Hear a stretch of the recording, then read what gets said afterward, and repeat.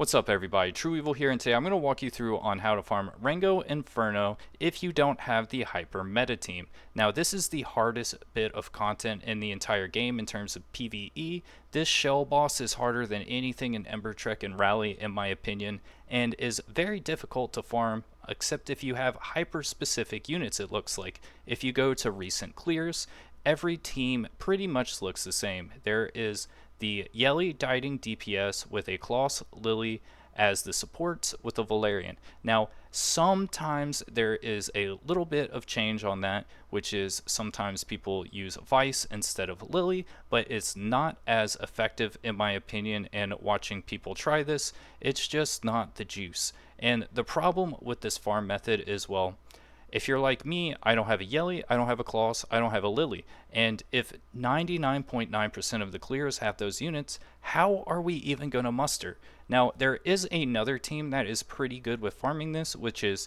Giada, Mia, Valerian, and Catchy the Guard, which is a little bit easier to attain, but it also begs the question of, do I even have those SSRs? And I do not have Giada. I don't have the two best teams. So the only way to deal with this crazy RNG circus is to wall up. And this method is going to take about 4 to 6 minutes a run, unfortunately, but because of how difficult this boss is, I think it's definitely worth it.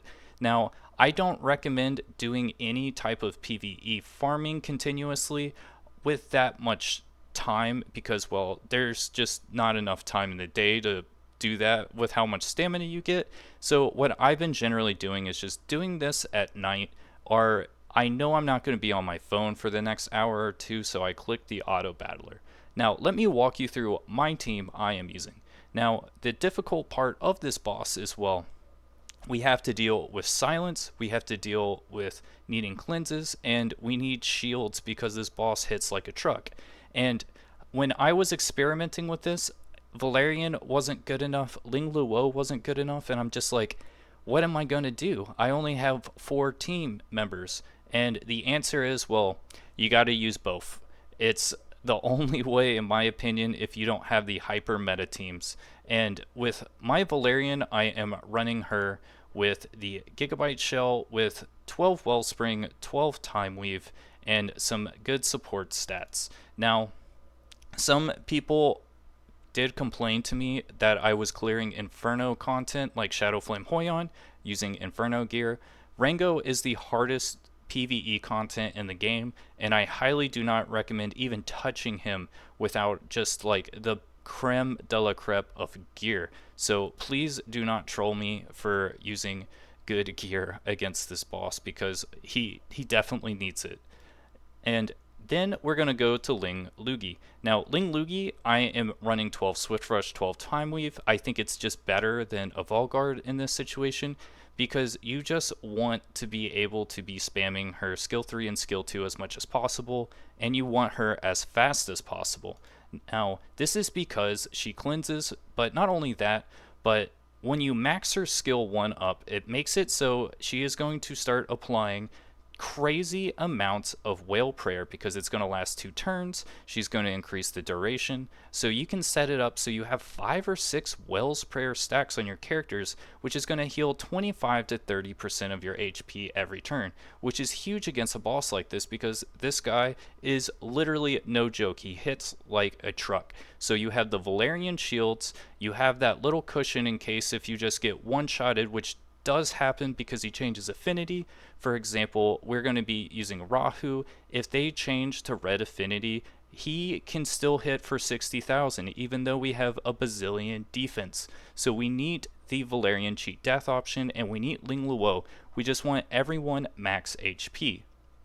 Now, I am using Rahu as my DPS. I think he's amazing, and I don't have him completely maxed yet. I do want to put 1 more lattice in his skill 1 so his defense down is triggering more, but you know, it's not needed for this. But what I would say is needed is you want to get this skill 4 because you want as many wrath stacks as possible, and you want to max out his skill 3. Now, because we're tanking up so much, we have the time to build up the maximum stacks with Rahu, which then makes it so every attack and follow-up attack is going to do between 40 to 60,000 damage, sometimes more. It really just depends on if there's a defense down on him or not. And we're going to use Artisan. Not only is Artisan amazing on Rahu, but it's just going to make us even tankier. So when Rengo does do the one-shot mechanic and maybe our character only has 20% HP left, we're going to be able to use that Artisan to save our character. And for my modules, they've pretty much have never changed on this character almost, except for a little bit of tweaking, but I am rocking just Unbreakable, Bramble, Coloss Guard. We want the Bramble because of his AoE attacks, so we're just hitting him as much as possible, trying to end the battle quickly before we get 3 to 4 stacks of his sort of enrage mechanic where he puts this undispellable debuff on you that you're just going to take more damage. So we want to just try to beat this before that gets crazy. Now, the other character we're going to use is going to be Holden. Now, the reason why Holden is really good is because in this battle, there's just so much attack down that if you can't beat the battle quickly, if you're using a regular attack DPS, there's a lot of times where they're not going to be able to do a lot of damage. Now, there is also defense down in this battle, but from my experience, the attack down is much more prevalent than the defense down. So in that regard, I do think defense attackers are the way to go. And for this, I am doing Unbreakable Strive because Strive just makes him a little bit more tanky, makes his Artisan Shell give a little bit more of a girth, and he's going to advance the turn meter. And why he's good is his skill 1 is going to be able to do defense down to keep it up, but his skill 3 is going to do effect res plus attack down, so the effect res is just going to make it so the defense down is going to be applying more. And the counter attack is definitely going to be helping. And we have Ether Plague here just for a little bit more effect accuracy because this character is a DPS, and we want the skill 1 to proc. And the extra HP is really going to help because we're using Ling Luo to be the healer, so it's based off of Holden's max HP and not Ling Luo's max HP, so it's just better if he just has the most HP he can possibly have. And on the modules, they're going to pretty much just be crit rate, 1 crit damage, and 1 defense percent on both Rahu and Holden. And on Valerian, it's 3 HP percent pieces. And on Ling Luo, I think it's 2 HP percent and a defense, but you can do 3 defense percent. You can do 2 HP, just be tanky. So without further ado, let's watch how this fight goes. Now, at the beginning of the fight, obvious Valerian is going to do the Hazy Dream, and we pretty much always get silenced here, from my opinion. I haven't really gotten into a point where I haven't been silenced at the beginning, and it's a 75% chance when Ling Luo uses the skill 1 to really heal that, and unfortunately it did not come off the way we wanted to. So hopefully it does not come back next turn. It's not the end of the world if we don't inflict the skill 3, but it is really nice because it makes it so we can't really be defense down. But I'm in the point where I'm doing this for continuous play. I'm not doing this for I'm not doing this for manual play. I don't want to be that guy who's going to sit here and just be like, I'm just going to press reset every time the perfect start doesn't happen. And for me, I would just rather avoid Rengo than do that. So I would say that if you just if it takes you 20 minutes to do a run because you're doing so many resets, I would highly recommend just not doing this boss right now and just waiting till you have a hyper-tuned team, because he is the most difficult part of content in this game. So as you can see there, we are starting to get the stacks that are going to do the damage taken, and they are pretty scary. As you can see, our characters are extremely tanky, yet we're taking significant amounts of damage. And the great part of Ling Luo, as you can see, with a max skill 1 is, well, we just are healing for so much. There is so much more a Whale's Prayer versus just a non-maxed up skill 1. And as you can see with the Artisan plus Valerian, we just have giant shields for days. So we're at the point where halfway through the battle that we are at 7 stacks. Once we get to 12, Rahu is going to start popping off and doing insane amounts of damage, especially when Rengo changes to blue. That is the best and worst thing about this battle, is based off the affinity that he changes to can make it so you pretty much lose. And for some reason, with how it times up, is usually when Rahu gets the max stacks, it's when he becomes blue. And as you can see, that was a pretty good chunk of damage there.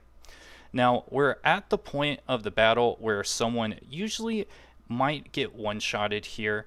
It really, really depends on just how he's gelling today.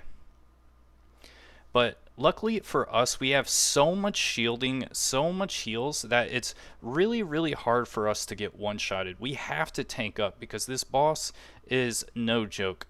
As you can see there, like, look how much damage that was. That's absolutely insane, in my opinion, because all of these characters have well over 50,000 HP. So seeing a character get knocked like that is crazy. The good thing though is that Ling Luo skill 2 is going to make it so the random buff we get off Hazy Dream is going to stack up. So that's really, really good. Now we're at the part of the battle where Holden is going to shine because Rengo is now green. The one thing you're going to want to watch out for is, well, you know, sometimes if you're trying to do this battle and he switches to the wrong affinity, it can just cook you. Because the problem with green here is that Ling Luo is really suspect to getting one-shotted. And, you know, we don't want our healer to get one-shotted. But the good thing about that is we have 2 healers. So, yeah, as you can see, this battle does take a while, but this is a 100% clear method, in my opinion. It does take maxed lattice of these characters, basically. Not the Ling Luo. I don't really recommend maxing anything except the skill 1 for Ling Luo, but this is about a 4-minute battle. It's the hardest part of PvE content in the game, and once you're able to start clearing this, you can finally finish the charter and be done technically with PvE farming. And now we're just at the stage of the game where we're getting that materials for PvP. So hopefully this guide was helpful. Unfortunately, there's just really not a lot of options you can do. This is the best team, in my opinion, for 100% clear rates because, well, it's just so tanky that it's just pretty impenetrable to have Rengo be able to beat them. But as you can see, there was many moments where it's just like, oh gosh, is Ling Lugi gonna get one-shotted? So that happens a lot.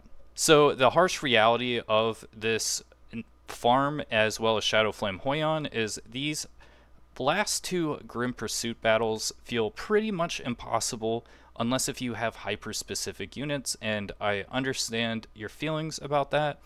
And, you know, it is what it is sometimes.